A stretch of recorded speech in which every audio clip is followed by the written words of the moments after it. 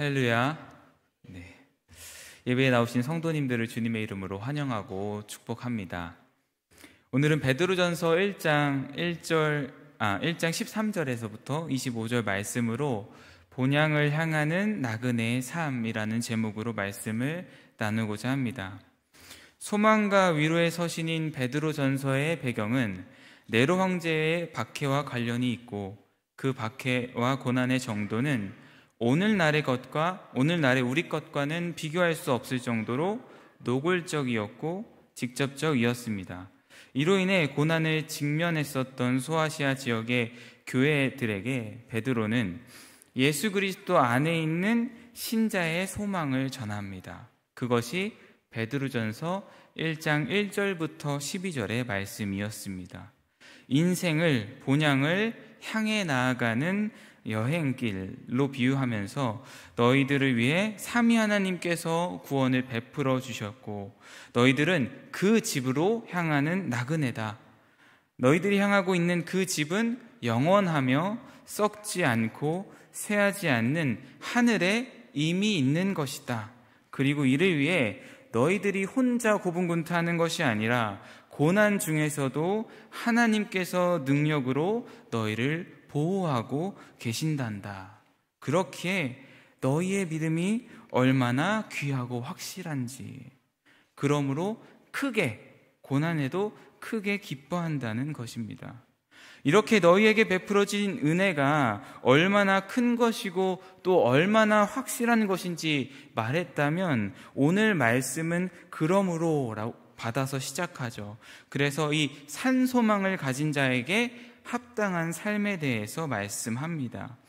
오늘 말씀을 통해 하나님의 나라를 상속받는 자녀, 그 집을 향해 나아가는 나그네로서의 삶, 이 산소망을 가진 자에게 합당한 삶이 무엇인지 말씀을 통해 살펴보며 기도하는 시간 되기를 소원합니다. 악한 시대 속에 하나님의 자녀로 그 본향을 향하는 나그네로서의 삶에 대해, 혹은 구체적인, 뒤에서도 직접적인 이야기들을 굉장히 많이 하죠. 이야기를 하기 전에 자세 혹은 마음가짐에 대해 오늘 말씀이 이야기하고 있다 생각할 수 있습니다. 본향을 소망하며 부르신 하나님의 백성답게 살아가는 그런 삶인 것이죠. 13절에서부터 17절의 말씀인데요. 13절부터 17절의 말씀은 세 가지 문장으로 세 가지의 명령을 주고 있습니다. 그리고 오늘 본문 말씀의 명령은 22절에서도 한번 나오죠. 사랑하라 라는 명령을 주고 있는데, 이 명령들은 모두 그냥 명령이 아니라요, 아주 긴급하게 또 즉시 당장 해야 하는 그런 명령을 강조하는 문법으로 사용하고 있습니다. 이 시급하고 중대한 명령, 하나님께서 우리에게 무엇을 바라시고 또 어떤 은혜를 베푸셨는지 한번 살펴보겠습니다. 13절 말씀, 첫 번째 13절 말씀을 우리 함께 읽겠습니다. 그러므로 너희 마음의 허리를 동이고 근신하여 예수 그리스도께서 나타내실 때에 너희에게 가져다 주실 은혜를 온전히 바랄지어다. 아멘. 은혜를 온전히 바랄지어다. 첫 번째 명령입니다. 오늘 본문 말씀에 나오는 명령은 모두 시급한 그런 강조의 명령이라고 했는데요. 13절 말씀은 여기에 더해서 온전히 바라라 라고 말씀합니다. 온전히에 해당하는 헬라어는요, 완전히, 흔들림 없이라는 의미로 흔들리면 안 된다, 끝까지 포기하지 않고 소망해야 된다 라고 말씀합니다. 긴급하고 간절하게 명령하고 있는 것이죠. 그럼 우리들이 끝까지 포기하지 않고 소망해야 할, 바라야 할 소망은 무엇일까요? 1장에서 말씀하는 산소망, 믿음의 결국 곧 영혼의 구원을 받음이라. 나그네가 향하는 본향이 소망인 것이죠. 13절에서는 이렇게 말씀합니다. 예수 그리스도께서 나타나실 때에 너희에게 가져다 주실 은혜. 십자가에서 죽으시고 부활하시고 승천하신 주님께서 다시 재림하실 때 주실 은혜인 것입니다. 재림하실 때 완성될 구원의 은혜, 우리 주님과 같은 영광스러운 모습으로 신령한 몸으로 부활하여 하나님의 나라에서 어떠한 슬픔과 아픔도 없이 영원한 삶을 누리게 될 그 은혜 말입니다. 사랑하는 여러분, 우리 주님의 재림으로 완성될 구원을 소망하십니까? 이 은혜를, 영광스러움을 우리는 크게 봐야만 합니다. 그래야 어떤 고난이 오더라도 흔들리지 않고 끝까지 주님의 재림을 바라고 기다릴 수 있는 것이죠. 로마서 8장 18절부터 22절에 보면은 모든 피조물도 재림으로 말미암은 영광이 나타날 것을 고대한다 라고 말씀합니다. 피조물들도 고대한다 라고 말씀하는데, 주의 교회이자 그 나라를 상속받을 나는 영광스러운 하나님의 나라를 소망하고 있는지 한번 돌이켜보길 원합니다. 하나님의 나라를 소망하는 자, 주님이 나타나실 때 주실 그 은혜를 온전히 바라는 신자의 모습은 마음의 허리를 동이고 근신하는 것입니다. 재림을 소망하면서 기다리는 자세를 말씀합니다.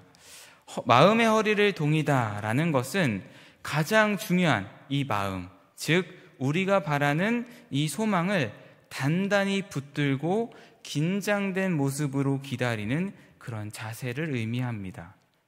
허리를 동이다라는 단어의 이미지는 단단히 붙잡는 이미지를 가지고 있습니다.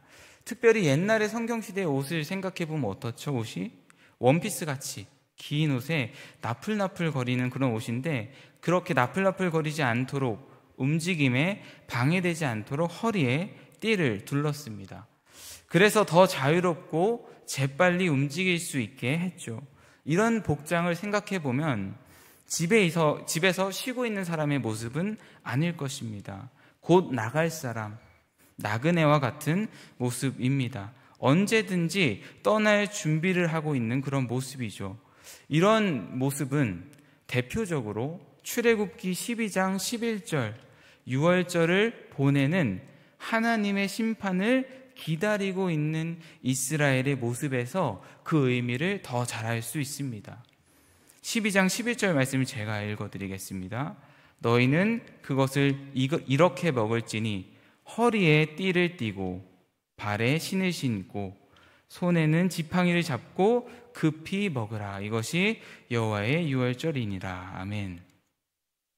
곧 이 말 하나님의 심판, 이스라엘에게는 구원이 될 것입니다. 어린 양의 피로 구속받은 이스라엘에게 구원이 임하면 하나님은 이스라엘을 약속한 땅으로 인도해 내실 것입니다. 허리에 띠를 띠는 이런 모습은 언제든지 따라갈 준비가 되어 있는 모습, 긴장된 모습으로 준비하고 있는 모습입니다. 이 땅에 안주하여 게으르고 나태한 삶의 모습이 아니라 기다릴 것이 있는 긴장된 모습으로 분별력 있게 살아가는 것을 의미합니다.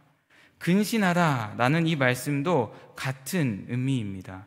근신하다라는 헬라어 단어는요, 술을 마시지 않다라는 의미로 분별력이 있다는 것을 의미합니다. 술 취함의 반대 의미를 가져서요, 맑은 정신 상태를 의미하죠. 더 나아가 술에 취하지 않는 사람이 마땅히 행해야 하는 것, 그것을 행하는 것, 절제하는 것, 이런 것들을 의미합니다. 정리해보면 본향을 향해 나아가는 나그네의 삶 첫 번째는 악한 시대 속에서도 분별력 있는 모습으로 구원을 온전히 바라는 그런 모습입니다. 본향을 향하는 나그네의 삶 두 번째 명령은 15절 말씀인데요, 함께 같이 읽겠습니다. 오직 너희를 부르신 이처럼, 아멘. 너희를 부르신 이처럼 모든 행실에 거룩하라. 두 번째 명령입니다. 너희가 순종하는 자녀같이 사욕을 따르지 않고 거룩하게 살아가야 한다는 것입니다. 우리 모두는 순종의 자녀입니다. 맞죠? 네, 믿으시죠? 네, 순종하는 자녀는 오늘 본문 말씀 22절에서 말씀하는 진리를 순종함으로 영혼이 깨끗하여진 자녀들을 의미합니다. 즉 예수 그리스도의 복음을 온전히 믿음으로 복종함으로 말미암아 거듭난 자녀들입니다. 이전에는 하나님을 모르고 복음도 알지 못하던 그런 때에는 죄의 정욕을 따라 사욕을 따르며 살았지만 예수 그리스도 어린 양의 피로 말미암아 거듭난 자녀들이 되었습니다. 이를 성경은 교회라고 부릅니다. 교회에 해당하는 헬라어는 에클레시아라고도 하죠. 에클레시아는 불러 모으다라는 의미입니다. 그래서 죄악된 세상으로부터 하나님의 백성으로서 구별하심, 거룩하게 하나님께서 성별하시는 것을 의미하죠. 어린 양 대신 예수 그리스도의 보배로운 피로 말미암아 거룩하게 된 하나님의 백성, 세상으로부터 구별하여 세상에 그 복음을 전할 백성, 그 백성이 바로 교회라는 것입니다. 14절부터 16절의 말씀이 이를 말하는 것입니다. 너희가 전에는 죄의 정욕을 따라 살았지만 이제는 순종하는 자녀와 같이 너희를 부르신 이처럼 거룩한 그의 백성으로 살아가야 한다라는 명령인 것이죠. 구별된 하나님의 백성답게 세상을 따라 살지 않고 세상에 안주하는 것이 아니라 본향을 향해 나아가는 삶을 살라는 명령인 것이죠. 이 명령의 핵심은 하나님의 새 언약 백성인 교회로 살아가는 것입니다. 개인주의가 팽배한 이 세상의 풍조 속에서 가장 위협을 받고 있는 것이 바로 교회됨입니다. 오늘 말씀도 그렇지만 성경은 개인의 구원만을 말하지 않습니다. 오히려 죄의 종으로 살아가던 너희가 하나님의 백성이 되었다, 교회가 되었다라고 말씀하죠. 그 교회를 뭐라고 표현합니까? 그리스도의 한 몸, 한 가족, 한 성전이라고 에베소서에 표현하고 있지 않습니까? 그렇게 구원받은 자는 그리스도와 연합하여 그의 몸된 교회가 되어 한 몸으로 살아갑니다. 각 지역교회에서 말이죠. 복음 안에서 서로가 한 몸으로서 사랑하면서 주의 뜻을 행하며 살아가는 이런 삶이 바로 오늘 본문 말씀에서 전하고 있는 거룩의 삶입니다. 본향을 향하는 나그네의 삶 세 번째 명령은 17절 말씀입니다. 함께 읽겠습니다. 외모로 보시지 않고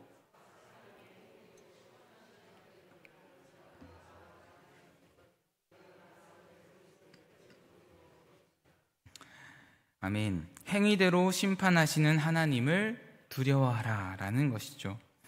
하나님께서 외모를 보시지 않고 각 사람의 행위를 보시고 심판하는 분이시다라는 것입니다. 그 심판의 기준은 외모나 돈이나 명예와 같은 것들이 아니라 행위, 즉 거룩입니다. 이런 하나님을 너희가 아버지라 부른다 라는 말은 다시금 너희들에게 있는 이 본향, 자녀로서 상속받게 될 하나님의 나라를 상기시키는 표현이죠. 나그네라는 정체성을 상기시키는 것입니다. 신자들은 천국 시민으로 신자들에게 이 세상은 나그네와 같이 목적지를 향해 가는 잠깐 지나가는 삶에 불과합니다. 그렇기에 신자들은 이 삶을 영원히 살 것처럼 안주해서 살아가는 것이 아니라 어떤 고난과 죄의 유혹에도 하나님의 심판, 즉 본향에 도착할 것을 믿어 하나님을 두려워하고 경외하는 모습으로 살아가야 합니다. 하나님께서 행위대로 심판하신다라는 것은 사욕을 따르던 죄인들에게는 죄에 대한 진노의 심판이 될 것입니다. 하지만 그리스도 안에서 구별하신 교회된 우리들에게는 구원의 약속, 구원의 심판, 하나님 나라를 상속받는 영광스러운 구원의 순간이 되는 것입니다. 이런 하나님의 심판하심을 믿고 경외해야 한다는 것입니다. 때로는 우리의 삶이 이 죄악된 세상에서 그리스도인으로 살면서 여러 고난을 받더라도 이 세상을 두려워하는 것이 아니라 그 행위대로 심판하실, 구원을 반드시 이루실 하나님을 두려워함으로 살아야 합니다. 이것이 이 세상에서 본향을 향해 나아가는 나그네의 삶 세 번째 명령입니다. 지금까지 살펴본 13절부터 17절까지의 말씀은 본향을 향해 나아가는 나그네의 삶 세 가지를 명령으로 말했다고 했습니다.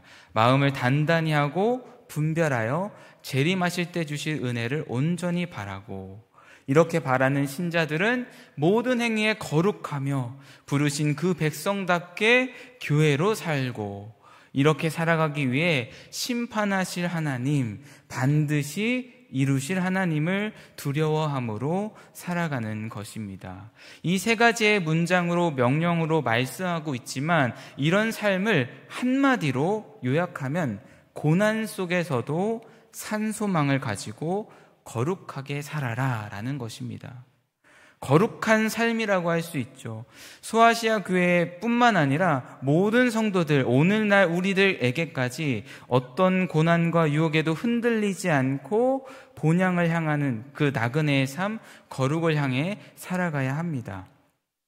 그런데 어떻게 이렇게 분별력이 있어 흔들리지 않고 모든 행실에 거룩하면서 하나님을 경외하며 살아갈 수 있을까요? 소아시아 교회들은 믿음으로 말미암아 죽음의 고난을 직면하고 있고, 우리들 역시 이해할 수 없는 재앙과도 같은 고난이 있고 아픔이 있으며 죄의 유혹들이 있지 않습니까? 믿음을 포기한다면 다 편해질 수 있는 상황. 이 세상이 잘 되는 거요? 믿음 포기하면 되겠죠. 그때 공부하면 되겠죠. 세상이 그렇게 가르치지 않습니까? 그런 상황 속에서 어떻게 보이지 않는 이 약속을, 보이지 않는 것을 소망하며 거룩을 향해 달려나갈 수 있을까요? 18절부터 21절에서 말씀합니다. 다시 복음으로 너희들의 거룩함의 근원으로 향해라. 베드로는 너희들의 믿음이 어디서 났는지 다시 한번 이야기합니다. 너희들이 이미 알고 있는 이 복음을 다시 전합니다. 먼저 너희가 받은 이 대속의 은혜가 얼마나 값진 것인지, 얼마나 귀한 것인지부터 말씀합니다. 너희들은 거룩하게 살 수 있어. 너희들은 말이야, 이전의 모든 헛된 행실로부터 대속함을 받았단다.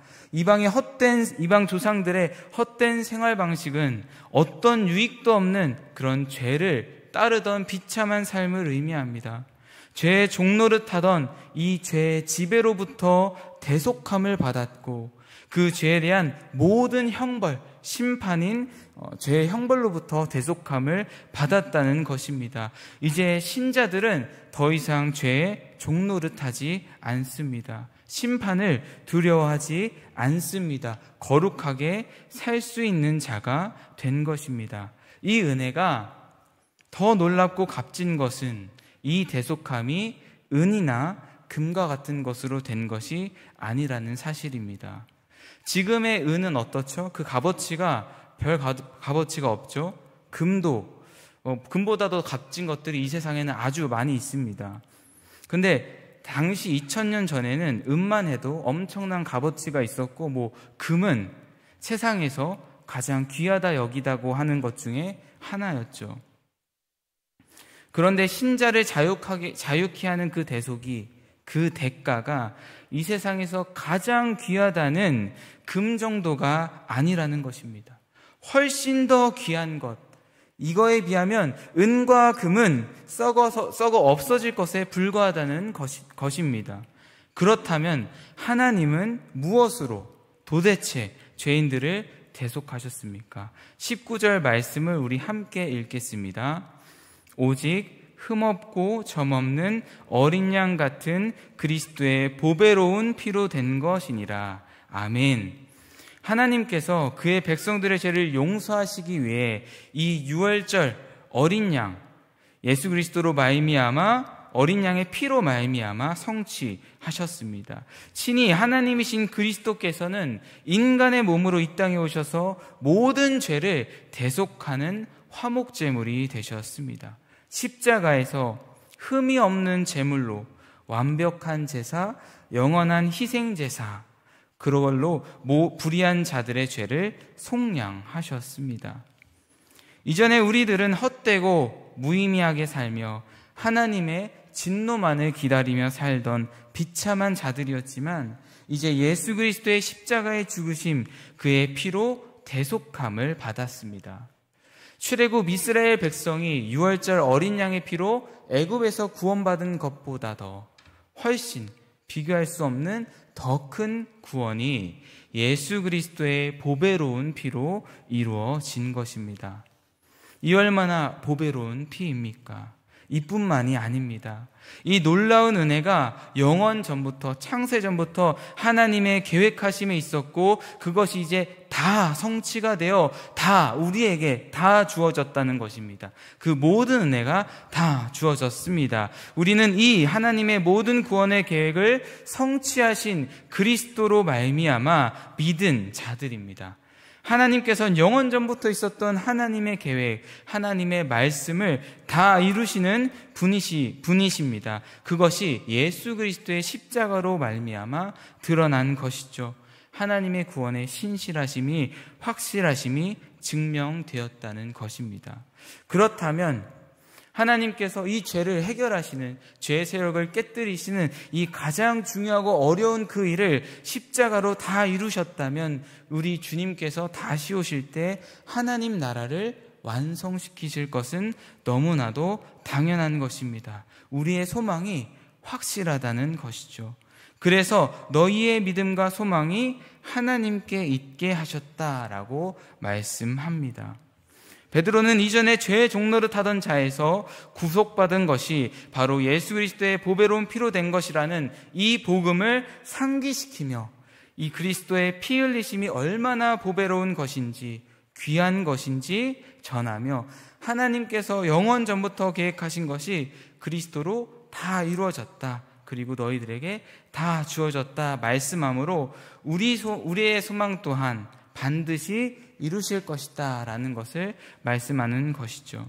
이 믿음이 얼마나 귀한 것이며 또 얼마나 확실한 소망인지를 다시 전하며 고난 중에 잠깐 근심하게 되겠지만 복음으로 말미암아 다시 그 은혜와 소망으로 말미암아 나그네로서 거룩하게 이 땅을 살아갈 수 있음을 말씀하는 것입니다.